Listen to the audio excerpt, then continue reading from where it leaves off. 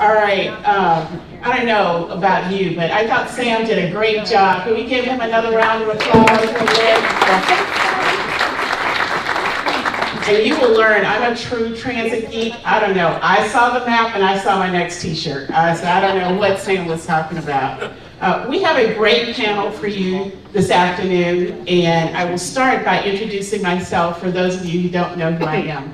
My name is Kimberly Slaughter, and I am the CEO of SYSTRA USA. For those of you who are not familiar with SYSTRA, we are a company that is headquartered out of France, but we have a business unit here in the US that I operate. Our primary focus, or historical focus, has been on systems of rail, and we've worked on over half of the rail systems across the world, and all of those in France. And of course, we'd like to be able to say that same thing right here in the USA, right? But we are a full turnkey, actually, engineering consulting firm.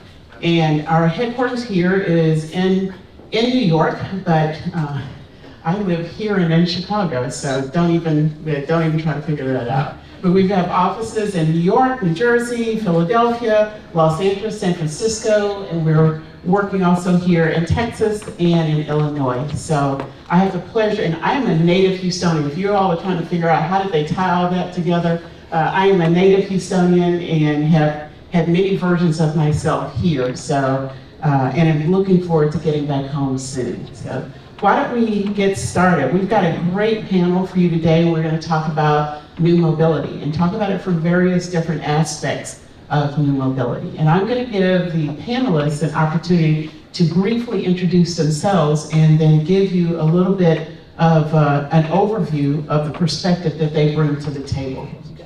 Okay, we just passed. Well, great. I guess. Here we go.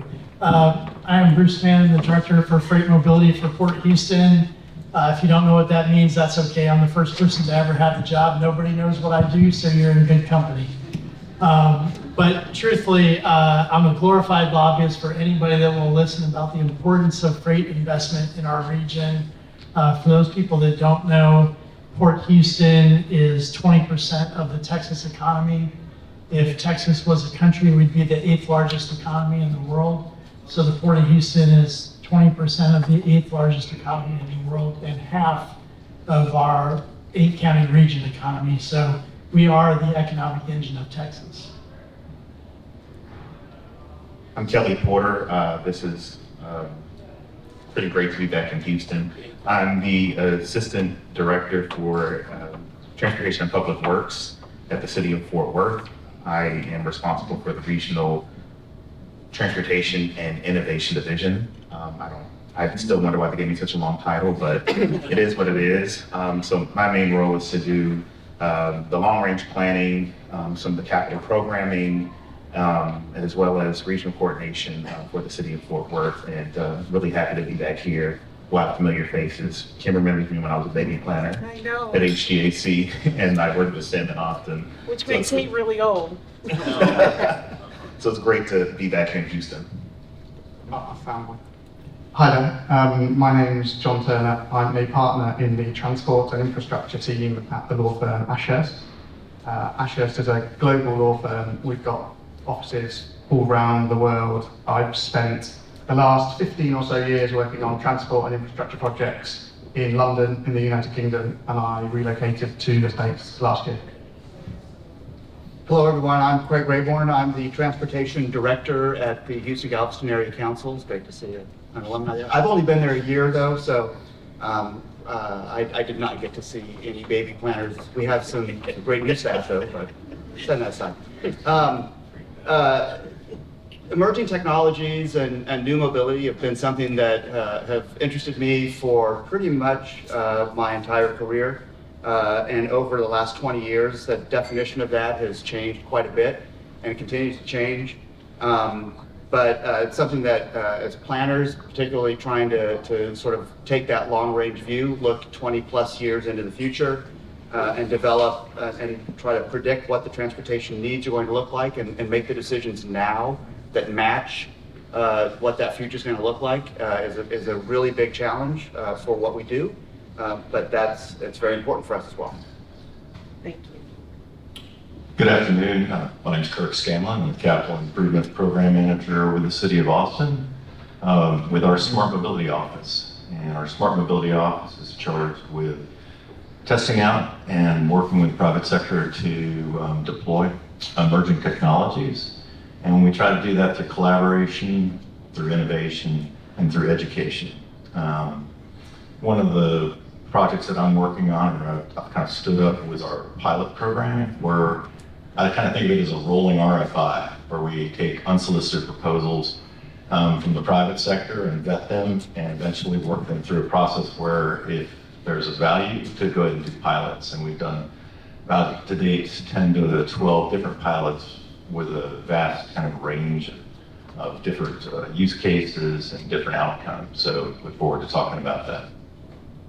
Yeah, thank you. And so why don't we just jump right into that? Because I think one of the things that excites me about my job right now is getting to see how other countries are advancing in this innovation space, right? And how they've gone about doing it. And some of the things that we are still sitting back deciding whether we will do it, and, you know, whether or not that people and bicycles can actually function in the same right of way, right? Or in cars and transit vehicles. And then you go other places and see some really beautiful examples of how it's being done, right? The use of electric vehicles, the exploration of hydrogen fuel cells.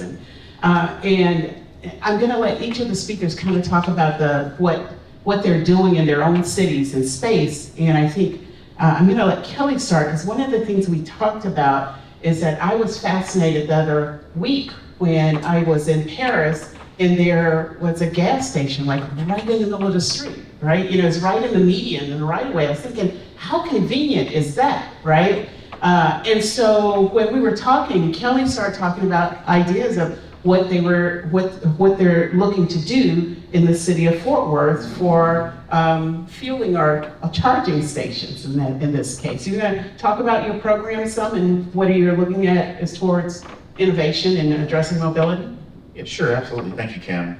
Some of the initiatives that we're getting some traction on is actually we've put out, I believe it was an RFI or some type of request for ideas or proposals, partnerships to be able to start including electric charging stations with our public parking spaces. So that's not just on the street, that could also be in a city parking garage. And that's just a way to start to kind of prime the pump and stimulate, understand what the demand is, but also be able to create a supply to where it makes it much more viable for folks to be able to go out there and do those things. So right now we've done that, we're working with a partner or a local vendor to identify where those spaces may be.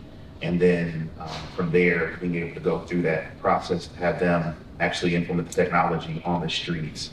And then once, I believe the model is once they hit a profit, or actually, I should say, pay off the initial investment, then there'll be some revenue sharing with the city itself. And that's just kind of planting that seed that hopefully in a few years will grow as we continue to see electric vehicles boom. And then we've also got a lot of support just regionally in the Dallas-Fort Worth area with the MPO beginning to support that in communities that may not necessarily have the resources to start their own program. The MPO is getting involved as well. So it really is kind of casting a wide net to see some of these improvements happen. It's about convenience, and it's coming back to something I think that Sam touched on in his conversation. People will use it if it's actually available to them, right? But they can never make the connection of the viability of an electric vehicle if they don't know where will I go to charge this. What happens when I'm getting low? It's a convenience of use and accessibility. And it can definitely become an equity issue later on. We think of electric vehicles as being Teslas mostly, but Chevy Volts and other things are becoming more and more prevalent, and so might as well go ahead and get ahead of that before it becomes a massive issue. That's right. Well, you talked about coordination with the MPO, and so I would bet that our own Houston-Galveston Area Council has some ideas about coordination, how to more effectively address the issues of new mobility. Yeah, I think a lot of the new mobilities that we talk about really will, the actual implementation of those and the facilitation of those to happen in different communities. And if you think about the Houston region, we've got Houston, but we have dozens of other communities that are within the area that the Houston-Galveston Area Council serves. So really what the role of an MPO is going to be is to ensure that the resources are made available to allow the local agencies, the cities, and the counties to be able to implement the types of new mobility alternatives that they want to. And that's really what an MPO is for. So, in that capacity, what I kind of look at is the new infrastructure law that recently came into effect, and how there are so many programs where funding can become available for new mobility infrastructure. And really it's a question of us working with the local agencies to identify what their needs are, and then try to put them in, or try to set them up with either grants or with funding allocations that the MPO directs to be able to implement those. And that's really a challenge, but it's really important that everyone remember that there's so much that's eligible with infrastructure spending now, and there are very you think about the scope of what's available to spend on now, and then the tradition of what we're used to spending on now, and that scope of what's available is so much larger than what so many places are used to spending. And so there's a lot of opportunity for innovative solutions, new mobility alternatives, addressing upfront emerging technologies. And that's really what we're trying to position the NPO to be able to help with. So does that affect your selection and evaluation process, or does it really just open the envelope for more opportunity? I think it should start affecting how we select projects. I think it takes time to change that process for us. I actually, as I was sort of preparing for this, I actually went back and looked at a presentation I gave at a conference 4.5 years ago. And I realized that I could change the logo and I could still give the same presentation now. It was relating specifically to emerging technologies. But what I'm getting at with that is that knowing now how to assess a project that implements a new technology or implements a mobility alternative can be really difficult when we don't yet know sort of what the winners are going to be. And there are some low-hanging fruit. I mean, just the example of charging stations and how to address them and how to place charging stations. The answer to that is, yeah, we want to try to facilitate those, but it will take time to change that. So really, the direction that I think that the MPO will eventually move in is more along the lines of developing a decision tree for how new mobility alternatives and new technologies may work their way into the transportation system, and all of the alternatives that are out there under the realm of possibility now. And then every couple of years, go through and assess where we are and start narrowing that tree down so that we can really better inform our policy council as to what are the best alternatives that are emerging, what are the best strategies that we should start taking. John? I think that question of how to structure public procurement and what sort of public procurement strategy you should adopt is absolutely crucial in the area of new mobility and innovative transport technologies. For example, what is it that you're procuring? At one end of the spectrum, you could be saying, well, I'm trying to procure a specific technology. But of course, if you do that, you're very much narrowing the field of bidders or proposers that you might have, potentially to only one, the only provider of that specific technology. And at the other end of the spectrum, you could leave the technological solution completely open. You could say, phrase it in terms of output performance requirements, to say, well, actually what I want as a public transit agency is someone to offer me a solution that moves X number of people from A to B, or Y number of passenger or customer throughput at a particular location.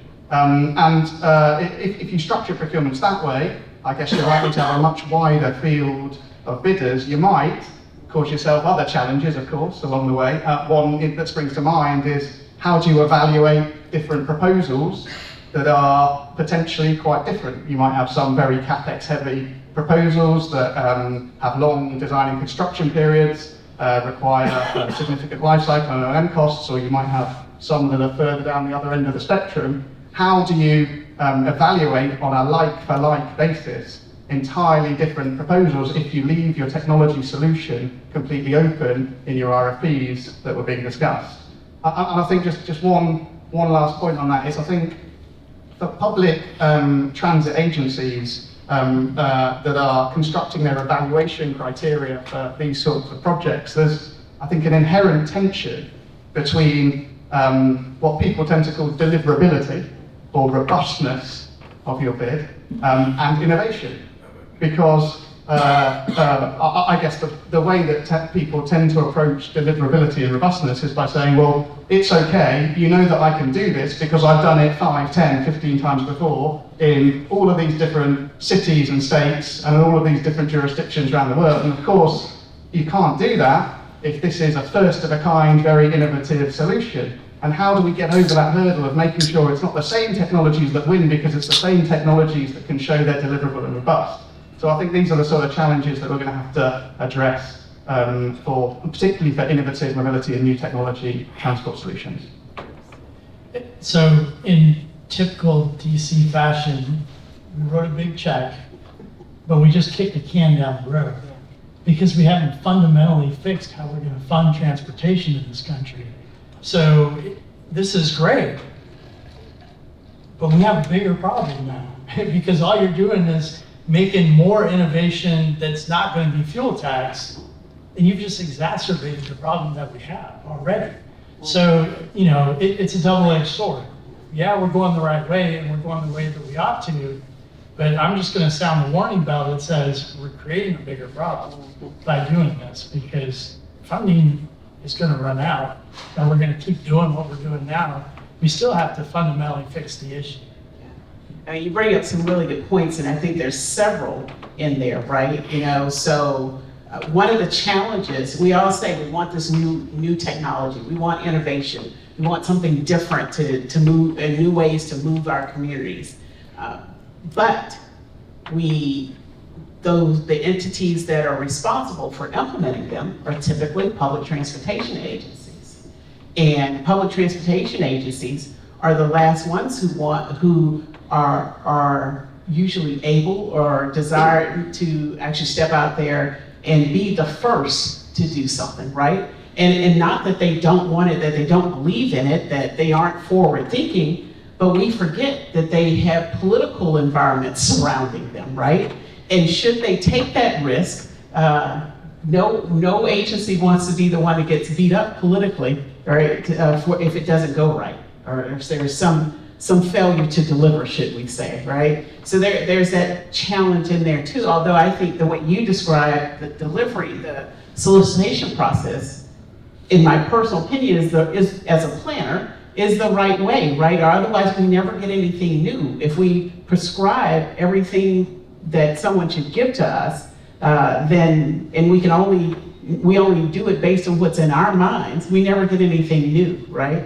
And in terms of future-proofing, I mean, I think there are mitigants to address the problem that you're describing of what public agency wants to invest a load of money and be the one to invest in the wrong thing. Right. And then finally they've invested funds in something that's become obsolete in X number of years. But I think there are ways that you can construct your public procurements in order to try and mitigate those concerns and build flexibility into those procurement processes.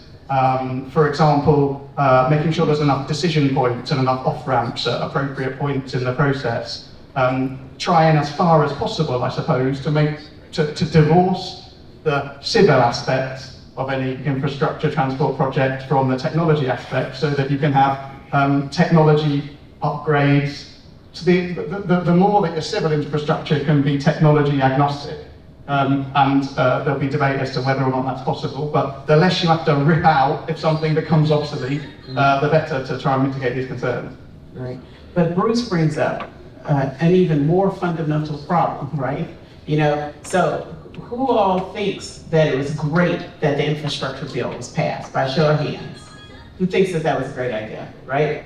So who thinks it's a great idea that we pass 4 more of them of the same size? Yeah, exactly. Because you start thinking about it, at some point we have to pay that back, or our children are paying it back, or our children's children are paying it back. It's not necessarily a sustainable approach, right? And so, you know, it feels good right now, and I'm not saying it's a bad thing right now. It's great. It's the infusion that we needed. It's the shot in the arm that we needed to actually take that risk to do something different and address our problems.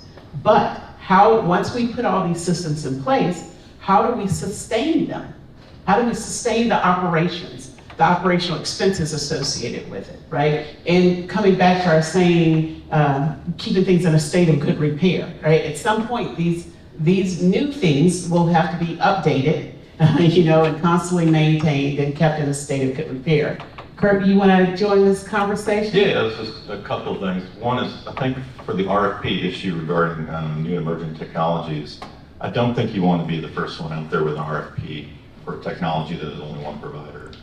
I think there are other tools in the toolbox, and one is the RFI, and going through pilot processes and trying to work and see who is out there, even maybe hiring consultants to figure out what is the field out there, what is the market, and where do we stand. And I think it really is dependent on the different technologies. Smart mobility, emergency mobility covers a huge breadth of stuff.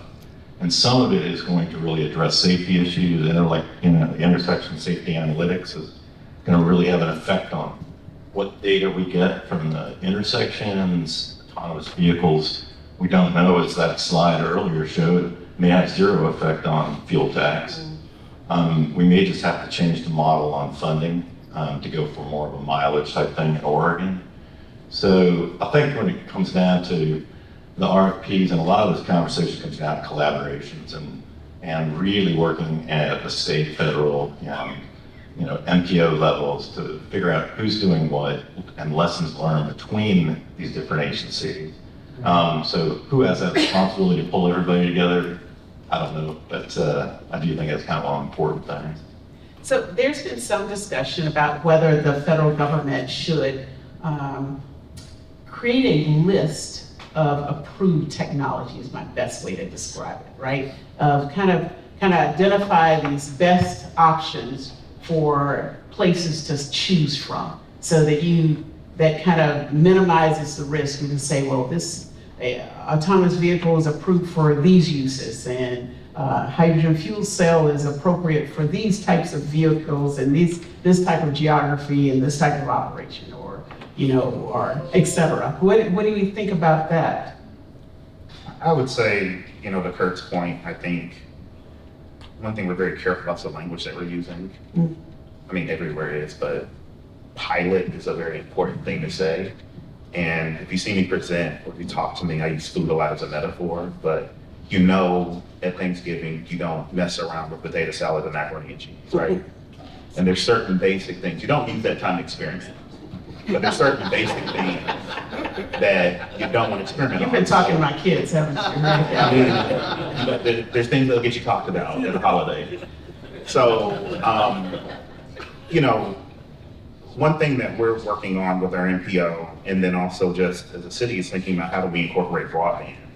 And we heard about that today. How do we incorporate broadband in some of our transportation projects? Because one thing we're thinking through is if you bring internet to the community and high-speed internet to the community that didn't have it, especially if it's a food desert or if it's a place that doesn't have access to doctors and medical care or whatnot. Well, now I can order food. Now I can maybe get a doctor, do a televisit or whatever. Now I can do a lot of other things in addition to being able to get to transit or be able to have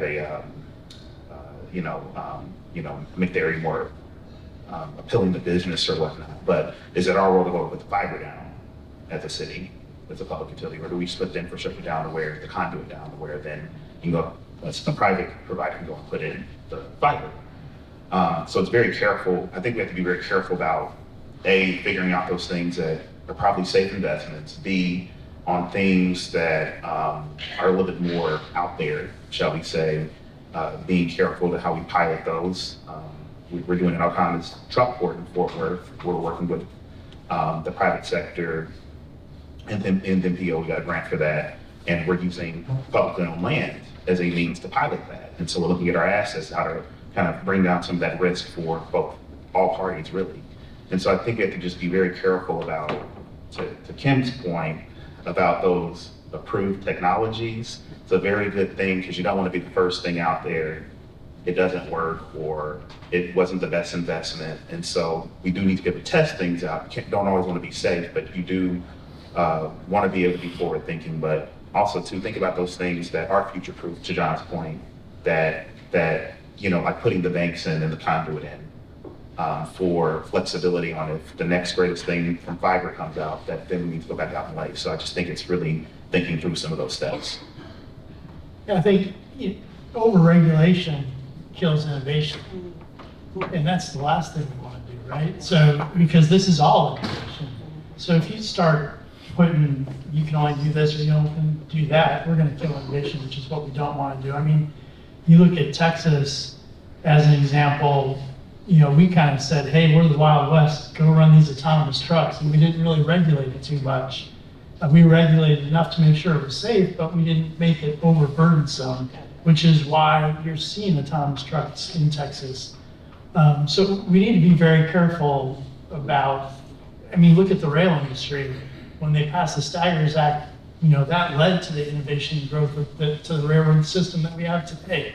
So that's a slippery slope. We got to be really careful about that. Yeah, and that's a good point from a city perspective, because we've had Ford and a number of different AV companies come in, as well as now an AV robot that delivers pizza that's teleoperated, and a lot of this is starting to hit our right of way. And state law preempts us from regulating, but that also then preempts us from getting any data. Same with like the TNCs. So at some point down the road, when we may have to create regulations, we're not really having any data to base this policies on at this point. But to your point, Ford's out there doing their thing, and we're here. Our approach is we're here to support you. Tell us how we can help, but obviously we're not going to get in your way. And that's been working so far. But we'll see, what comes down the line. We don't know what we don't know. Is it going to be DSRC? Is it going to be 5G? What is going to need to be in the infrastructure that the municipalities have to take the responsibility for? Tell us for that, Dave. And I understand the concern about over-regulation. I guess what I like, I don't know if a closed list or a list is the right approach, but what I like is it starts to mitigate against one particular concern that I've got, which is a lack of harmonization and a lack of interoperability between different systems. And you can sort of foresee an environment where there's lots of different private providers all going off and producing and developing and implementing their own things, and they don't work together.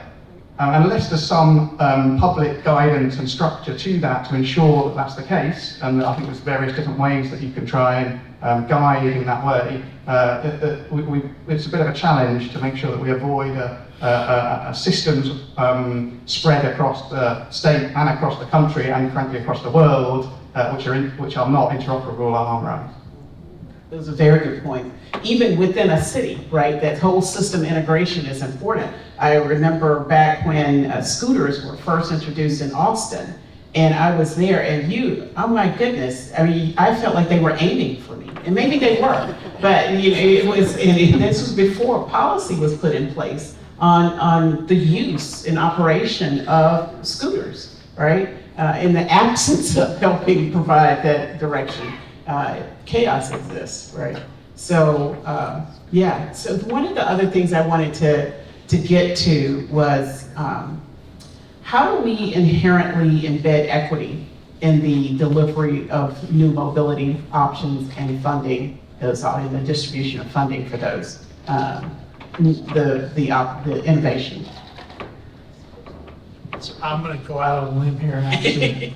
So, this is an interesting question because I'm a big believer in equity, but, we have to stop a minute sometimes and realize when we construct new mobility, when we construct new roadways, inherently, there's going to be an equity issue. So how do we fix the equity issue? And what I mean by that is, if you're going to build a new interstate in Houston, are you going to build it a quarter mile north of Westheimer, or are you going to build it a quarter mile north of I-10?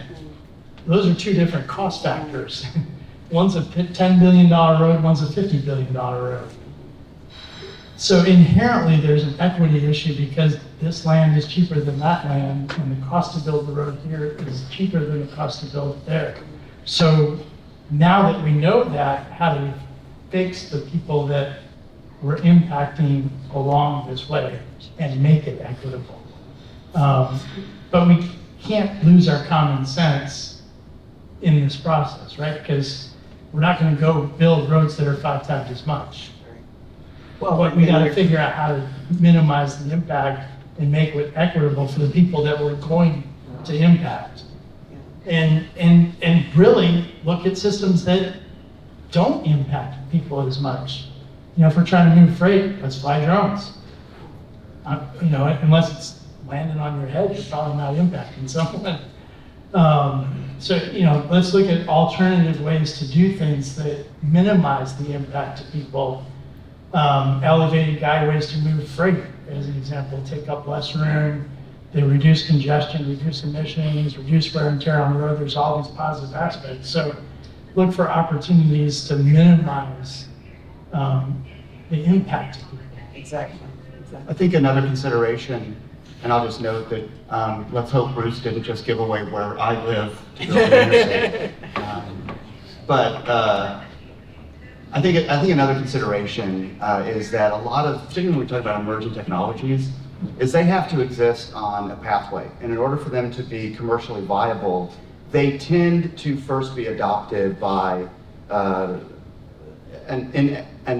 inequitable set of users.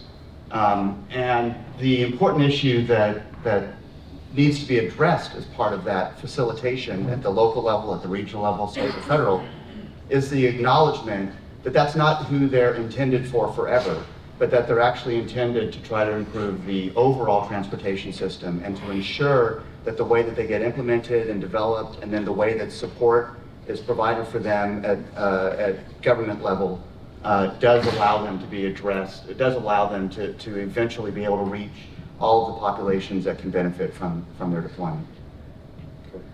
I was going to almost say that exact same thing. We've had proposals come in that the business model is predicated upon advertising.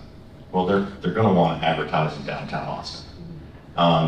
You know, so to your point, a lot of the money is going to be made by geographically putting the smart technology in areas that they're going to make money and not put it in other areas. And I do think then that's another responsibility of the public sector as stewards to figure out what the municipal purpose is and be able to look at things through an equity lens and say, we'll leverage the assets that we have, but we want to have equitable distribution, equitable benefits. So I think that's a very important role for the public sector. And some of that too is kind of having that cafeteria menu of solutions, because the equity doesn't always mean that it's the exact same solution in every place, right? But more so that it is the appropriate solution for the appropriate place. And maybe the equity comes in that we're addressing everyone's mobility issues, right? Just one last point, and I think another real important part is the education and community engagement with folks, so that you're socializing folks, to use the USDOT term, to the technology, but you're also listening to them and understanding, you know, do they understand what the technology is doing, that it's not, you know, it's not a privacy issue. Right. What the benefit is to them. So there's a real public engagement part that's very important on the municipal end that I don't necessarily see the private sector needing to take on. And that brings me to another question I had that I'd like to hear from all of you on this one, is what do you think our biggest challenge is to implementing new mobility options and funding them? Well, funding may be the challenge, right? But so it does, what do you think the biggest challenge is? Anybody jump in here? I think if you look at freight movement is an example. There's technology out called freight shuttle. If you think of monorail, the monorail at Disney World, it's kind of the same thing. It's this elevated guideway to move freight, right? Well, the biggest hurdle is getting a pilot project and somebody funding it because it's something different and new. And it's not, you know, all of this, a lot of this new technology, new mobility isn't cheap, right?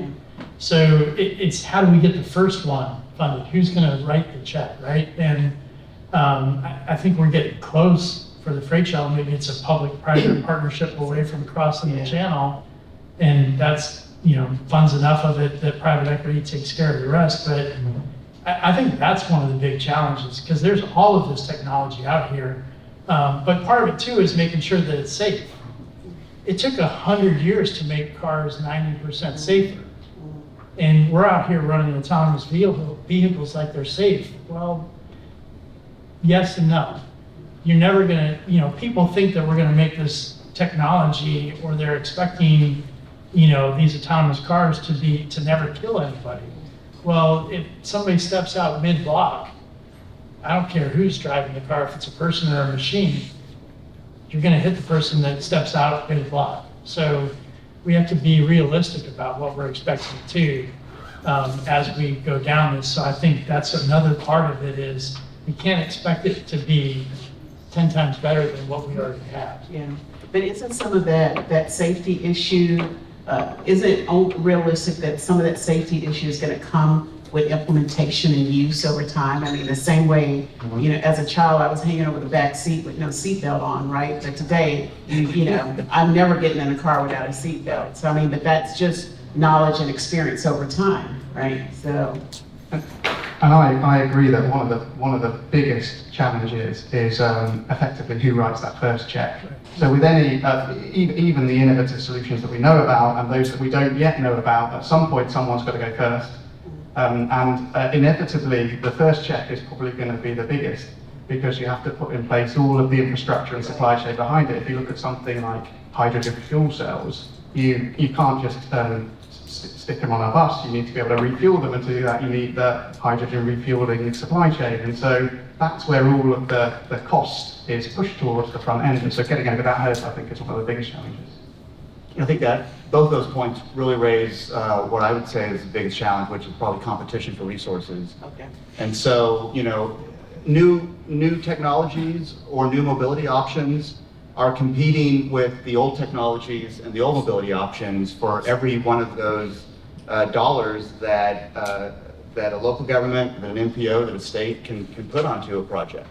And so finding the way to balance the benefits that may not be realized for quite a while from new mobility options against the benefits that are well known and understood that you know, existing technologies can provide is a real challenge. Well, I want to take a step back and kind of broaden it out a little bit for me. I think some of it's just going to be trying to get better definition on the problem we're actually trying to solve. You know, there's equity, there's climate, there's a whole host of issues, and understanding, I mean, Sam had some good slides in there about like electric vehicles.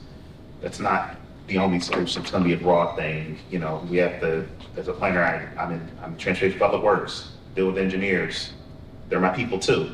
But we've got to also deal with land use and density and the things that actually make a community, like make transit and some of these other things viable as part of the entire system. Sidewalks, getting to some of the basics. And I'll say that's we can put as much money towards certain things as we want to, but until we get certain fundamentals right, it's going to be a challenge. I think that COVID was a good wake-up call for all of us to see how things can change really fast. I think when we start talking about logistics and ports with the supply chain issues, it's gotten us to adjust really quickly. We can't build any more rail in our inland port in Fort Worth. We can't, the rail yard out there, we can't necessarily expand the capacity in the same way. We're going to have to look at automation and other things. And so that's an opportunity. But I think getting agreement on what the real problem that we're trying to solve is going to be really important. Understanding it's going to be the buckshot, not the silver bullet. And then also recognizing, as we talk about risk and politics and other things, We're gonna make some mistakes along the way. Hopefully nobody gets hurt in the process, but just know that there's gonna be some things that fail on occasion, and get ourselves back up and keep going towards the ultimate goal. So that was a bit broader, wasn't very specific. Well said. But I'm a planner too, so I go broad. appreciate it. You know, specifics are for other people. But I would say, just that's where I was going. And it's like, what is going to be the biggest hurdle? Well, it's getting to the outcomes. We're going to see autonomous cars. We're going to see, electric bikes. We're going to see a swath of stuff. But it's like, when are we going to see the outcomes? When are we going to see reduction in congestion? When are we going to see better air quality? When are we going to see, X, Y, Z? And that, to me, then comes to probably what I would say the biggest problem, which I think you might sum it up what you're trying to say, is managing expectations. It's going to take a little while to get all this stuff to get to a point where it's really affecting our transportation network and our quality of life. And so it's just getting in there, talking to folks, educating, but continuing to test. And if something really springs up and changes the landscape, that's awesome. So in our closing moments here, what would each of you say is our one step that we need to take from your frame of reference? What is that one action that we need to take in order to move us forward in this arena? With all these planners here, I'm going to be the first to say, make a plan for how we're going to do, and now I'm going to challenge them to come up with something better. But I really do think that sort of outlining options and the path forward is really a critical first step. Excellent. I'll go with collaboration. I really think, these kinds of conversations across different levels of state and private sectors, it's just really state, local, federal, and private sector is really important. Yeah, that's what I was saying. Who needs to be at the table, Kurt, for that collaboration? Everybody. I think we're not talking about transportation professionals. We're talking about folks in land use. We're talking about people in who work in the communities. We're talking about the bike ped communities. We're talking about everybody. So, no small task. I think we really have to stop and look at what we're trying to do. And to your point, what problem are we trying to solve, right? And because everybody does their own thing in their own little bucket without looking at everybody else. Metro does their thing, TxDOT does their thing, the port does their thing. And I'm not picking on anybody when I say this. This is just an example. So the I-45 North Houston Highway Improvement Project is an example. Is a $7 billion, $10 billion project. If you stopped and said, how do we want to spend $10 billion for transportation infrastructure for our region? The answer might be different. So we've got to take a broader view regionally, state, nationally, on how we solve some of these transportation issues, because I don't think we're asking the right question. Yeah. I think agencies should really pause in procurements and just think about exactly what it is that they're trying to procure, making sure that procurement and the RFPs are structured sufficiently flexibly so that they will actually get what they want out of the process, all designed to make sure that what you're purchasing now is actually appropriate and will fulfill the needs of the future when it actually turns up. So that was a good question, because it had me thinking. I think, Tim, with collaboration, everything, I think empathy is going to be probably the most important thing. I hear a lot of folks in my profession talk about people, in their single family homes, or driving, or this or the other. What environment have we created that people are actually comfortable in and can afford in some cases? That's the only option we give in folks. And so we're going to have to think about what is it that motivates everybody at the table, and try to create a safe place to where people understand that, okay, although our lives are fundamentally, there's going to be definitely some big differences, some changes. If your quality of life is better, even with those changes, then, and you're getting what you want, what's in your heart, then it's going to be a good thing to take some of the fear out of the equation, because people fear change. So I just think that the empathy is really going to be incredibly important for us to get through the right thing. That's excellent. And let me say this before I get myself in trouble. I like TxDOT. But Sure, I-45 is the oldest section of highway in this region. We do have to do something with it. I'm just saying it as an example. Your We point need was to very kind of well pull taken. back and think about how we spend money. Right, right, exactly, right. You're right in front of me. I thought your point was very well taken. That was a perfect statement. I want to thank all of you for allowing us to have this conversation this evening. Please help me in celebrating the panelists that we've had today.